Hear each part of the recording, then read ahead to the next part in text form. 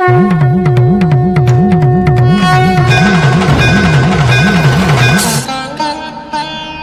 दुख का मूल कारण भी तो यही है ऋषि भृगु।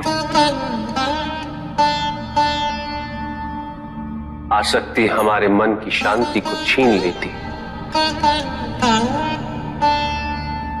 उसे भंग कर देती।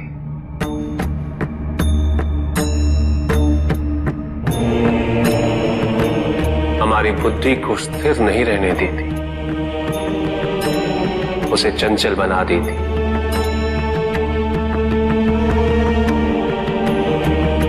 आसक्ति से प्रमाद की उत्पत्ति होती,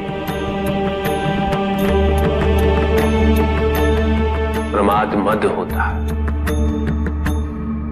और मद अहंकार का स्रोत है।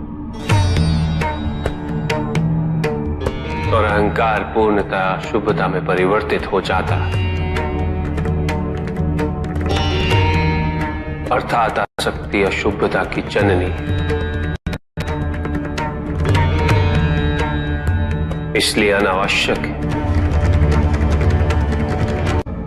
तो प्रभु, आसक्ति को अनासक्ति में कैसे परिवर्तित किया जा सकता है?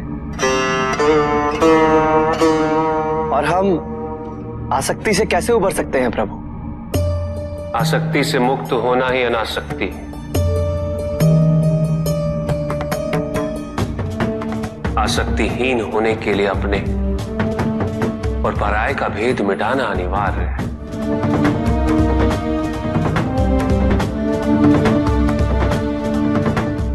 और यह तभी संभव होगा जब हम सुख की खोज बाहर नहीं, अपने भीतर करें। जब हम यथार्थ को पहचानें, उसे स्वीकार करें।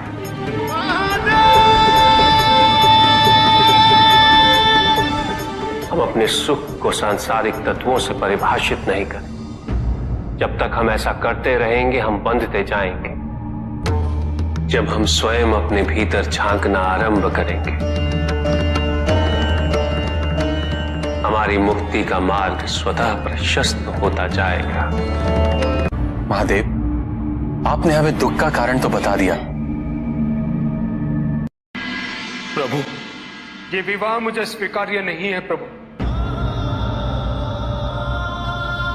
मैं मेरे जीवन का प्रत्येक क्षण आपकी सेवा में समर्पित करना चाहता हूं। मैं नहीं चाहता हूं कि मेरा कोई भी संबंध मेरे भक्ति को विभाजित या बाधित करने का कारण बने। नंदी, विवाह तुम्हें मेरी भक्ति के लिए अयोग्य कैसे बना देगा? उसमें बाधा कैसे उत्पन्न कर देगा? माता, आपके और प्रभु के बीच में इतनी चुनौतीपूर्ण स्थितियां उत्पन्न हुई, फिर भी आप दोनों स्थिर रहे। किंतु मेरे लिए यह संभव नहीं है माता, क्योंकि मैं अपने दायित्व के मार्ग में कोई भी विकर्षण सहन ही नहीं कर सकता। नंदी, मेरे एक प्रश्न का उत्तर दोगे? पहले तो तुम केवल मेरे प्रति ही समर्पित थे, किंतु अब तुम मेरे साथ साथ पार्वती की भी आराधना करते हो।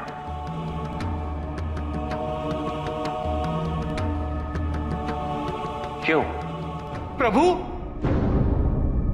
माता आपके अर्धांगिनी है, आपकी पूरक, जिस प्रकार आप उनके पूरक हैं। आप माता के कारण आनंदित रहते हैं, उनकी उपस्थिति आपको प्रसन्नता देती है।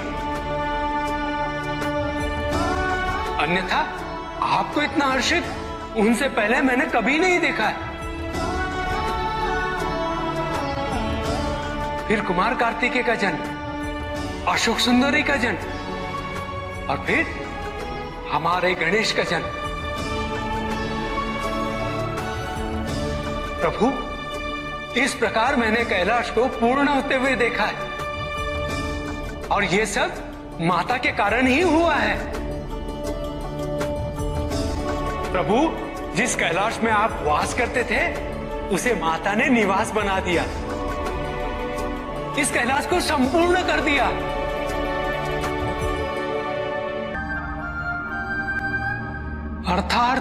अर्थात व्यक्ति की पूर्णता हेतु विवाह आवश्यक है नंदी। जैसे स्वामी और हम एक दूसरे के पूरक हैं,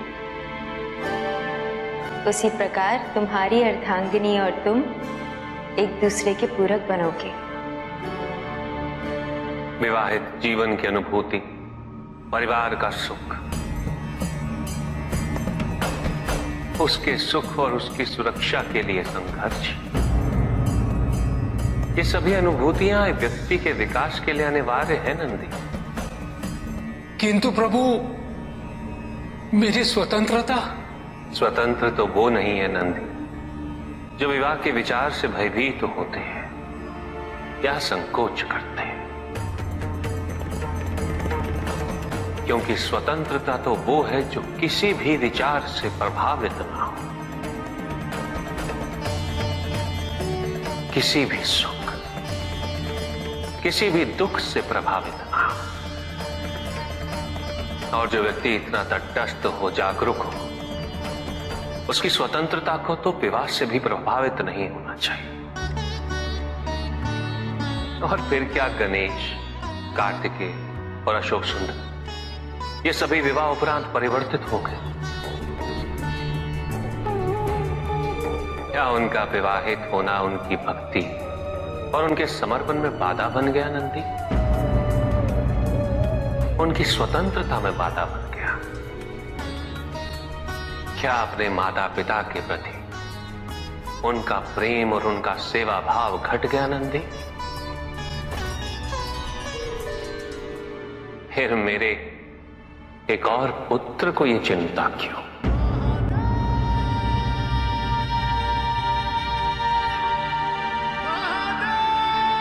ये भय क्यों नंदी? अग्नि जलाती है, जल बुझाता है। दोनों के कार्य क्षेत्र पूर्व परिभाषित और भिन्न है। दोनों एक दूसरे को प्रतिस्थापित नहीं कर सकते। इसी प्रकार इस समस्त संसार में सभी की भूमिका पूर्व परिभाषित। संसार की यही विविधता इसकी विशेषता भी है।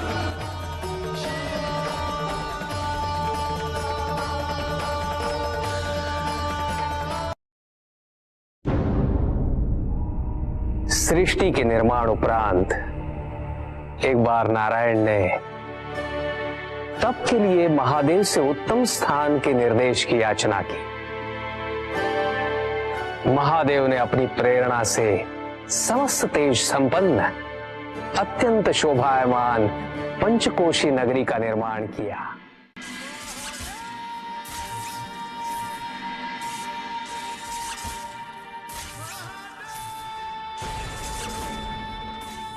वहां उपस्थित होकर नारायण ने बहुत काल तक तपस्या की।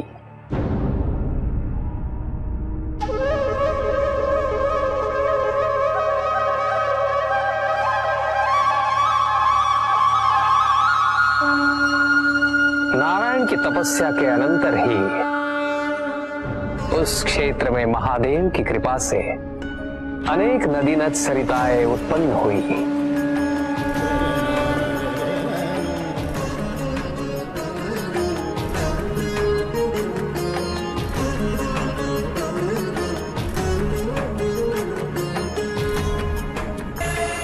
इस सब को देखकर आनंदमयी हो उठे नारायण ने जैसे ही अपना शीश हिलाया, उनके कान की मणि गिर पड़ी।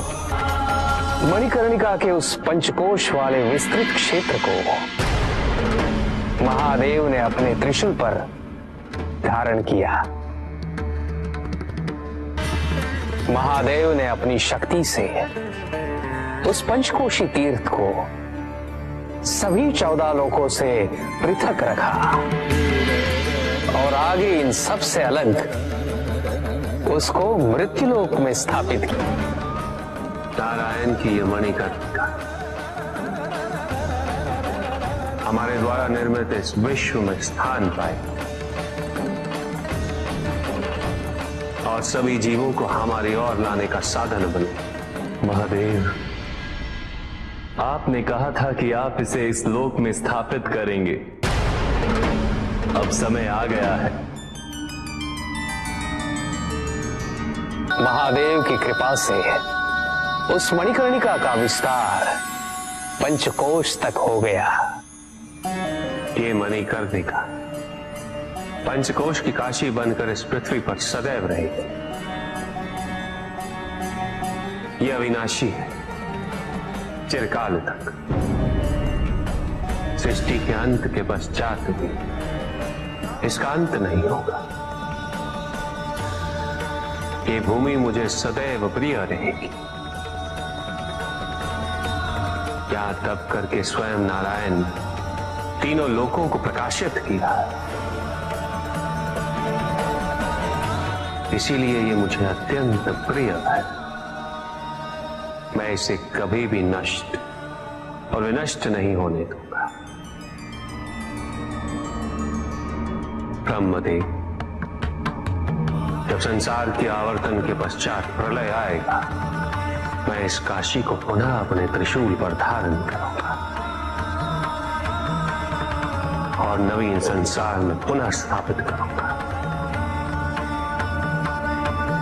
और यहां मेरा अस्तित्व सदैव रहेगा।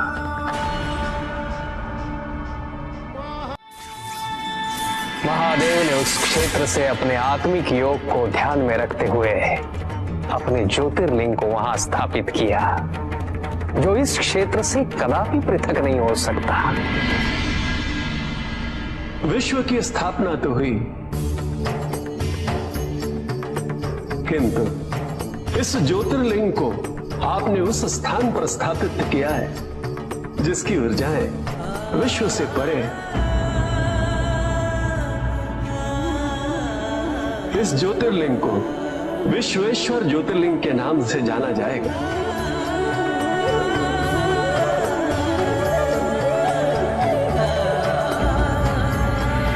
महादेव उस काशी को अपने त्रिशूल पर प्रलय और अनिष्ट की स्थिति में धारण कर उसका संरक्षण करते रहते हैं। इसीलिए ये क्षेत्र सभी लोगों से न्यारा है। नारायण की मणि गिरते ही उस स्थान का नाम मणिकर्णिका तीर्थ पड़ गया। पर दुख का मूल कारण भी तो यही है ऋषि भृगु। आसक्ति हमारे मन की शांति को छीन लेती, उसे भंग कर देती।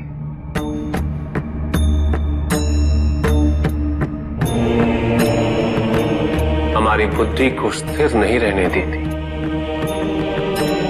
उसे चंचल बना देती।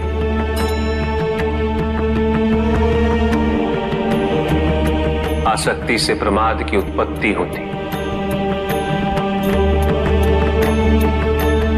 प्रमाद मद होता है